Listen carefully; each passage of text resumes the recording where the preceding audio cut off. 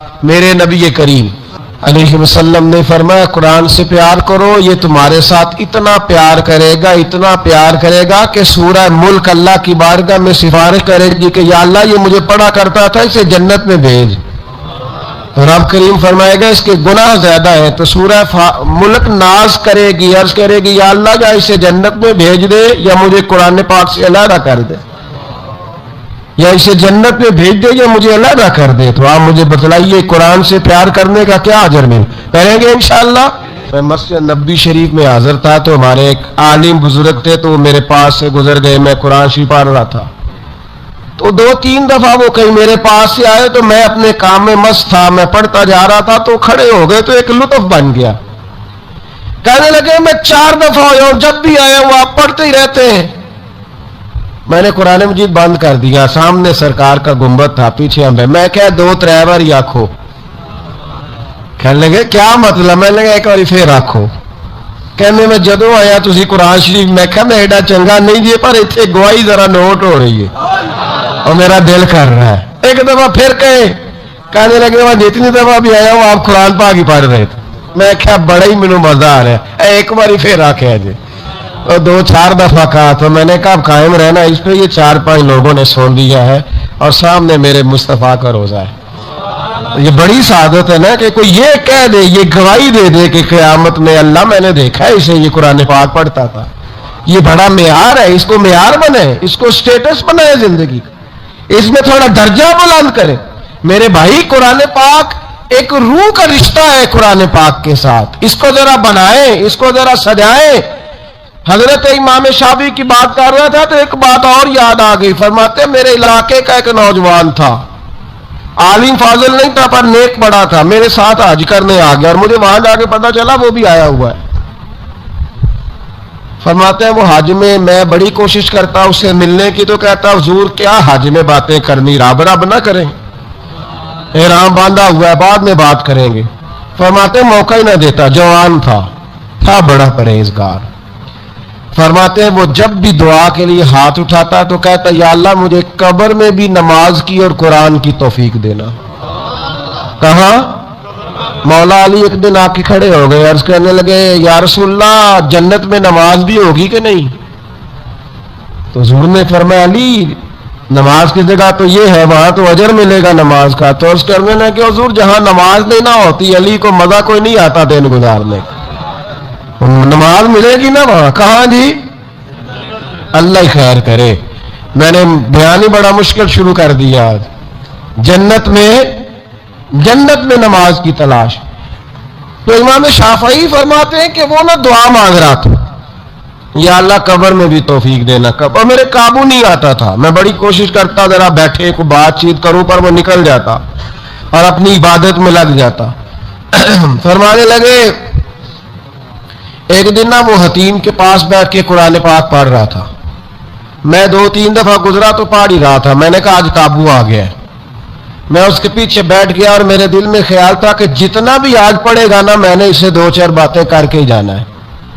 آپ فرماتے ہیں بھی میرے دل میں خیال آیا، اس نے قرآن مجید سمیٹا اور میری طرف دیکھ کے کہنے لگا حضور میں بھی آپ کا انتظار کر رہا تھا، آج میرا بھی دل تھا آپ سے ملنے کو۔ کہتے میں خوش ہو گیا، لیکن اس نے کمال کر دی، جیب سے چند دینار نکالے اور کہنے لگا حضور آج ظہر کی نماز کے بعد نا میرا انتقال ہو جائے گا، تو یہ نا پیسے رکھ لیں، کفن خرید کے نا تو میرا جنازہ پڑھ کے تو یہاں جنت المعلا میں دفن کر دینا۔ امام صاحب کہتے ہیں میں اگلے لفظ کہنے لگا تھا کہ مجھ پہ سختہ آ گیا، کہنے لگا حضور مہربانی کر دیں کہ آپ میرے علاقے کے ہیں، تو میں چپ کر گیا۔ ظہر کی نماز میں نے دوبارہ اس جگہ پڑھی تو میرے ساتھ صف میں موجود تھا، فرض بھی اکٹھے پڑھے، سنتیں بھی اکٹھی پڑھی، نفل پڑھ کے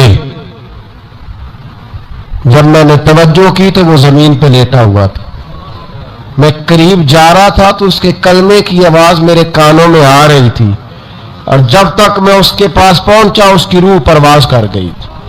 عرش فرشتے بانگا ملیاں مکے پہ گئے شور، بلے شاہ ایسا نہیں مرنا اتنے مر گیا ہی کوئی ہور۔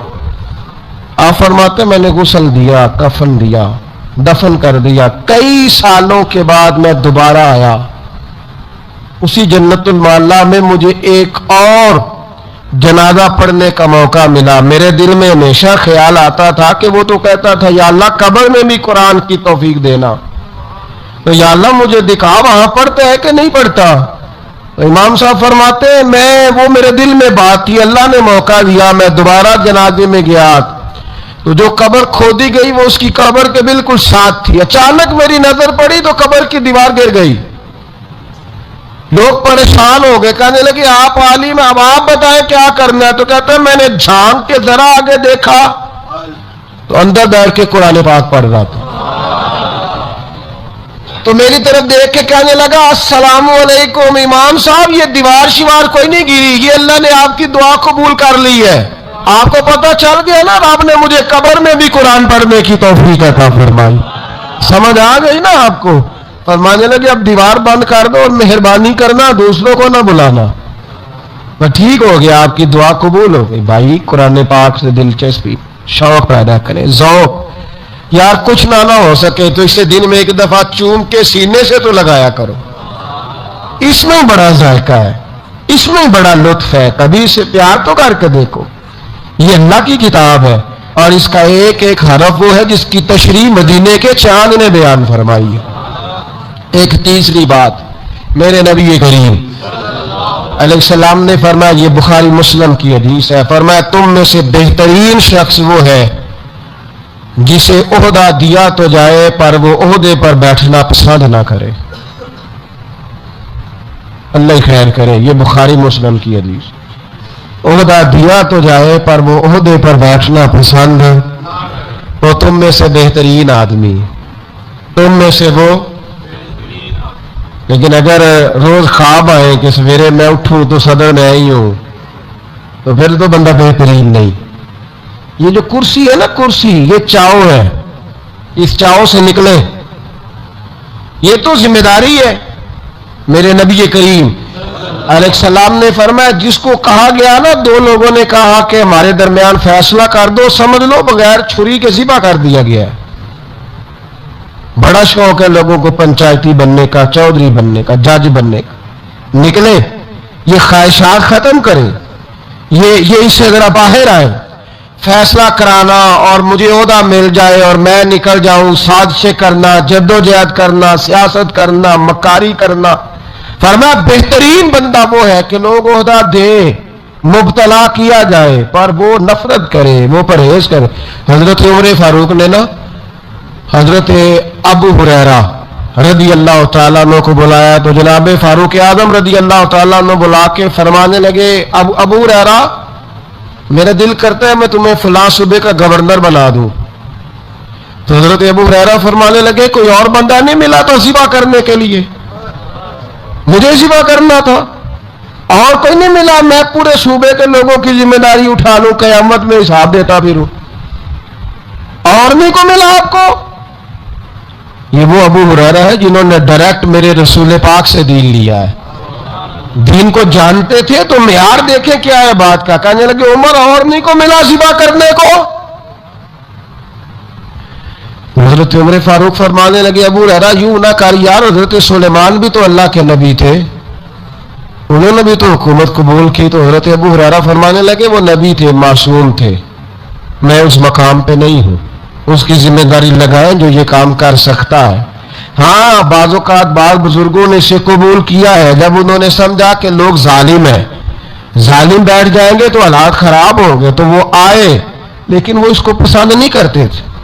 حضرت عمر بن عبدالعزیز سے کسی نے کہا کہ اپنے بیٹے کو اپنے بعد حکمران بنا دے, تو فرمانے لگے جن انگاروں پہ میں بیٹھا رہا ہوں جاتی دفعہ بیٹے کو بٹھا جاؤں تاکہ ساری قوم کا بوجھ اٹھائے.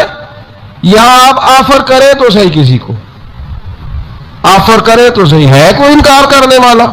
سوال ہی نہیں پیدا. یہ ذمہ داری ہے, ایک پھولوں کی سیج ہے نہیں ہے, یہ ذمہ داری ہے. خیر ہمارے ملک میں تو اتنا مسئلہ نہیں حکمران بننا, ہمارے ہاں تو لوگوں نے جھوٹ بولنے کو بھی معاذ اللہ ثواب قرار دے دیا ہے. وہ کہتے ہیں یہ بھی ضروری ہے بڑا لیڈر بننے کے لیے, یہ ضروری ہے, اس کے بغیر بڑا لیڈر کیا تماشا ہے. یعنی اس معیار کے لوگ بھی اتنی بڑی ظالمانہ بات بھی کتنی آسانی سے کر کے گزر جاتے ہیں. یعنی وہ کہتے ہیں جھوٹ بولیں گے تو آپ بڑے بنیں گے نا، ویسے یعنی حد ہو گئی ہے کوئی بات کی، اور قوم ہے کہ اس پہ مزے لے رہی ہے.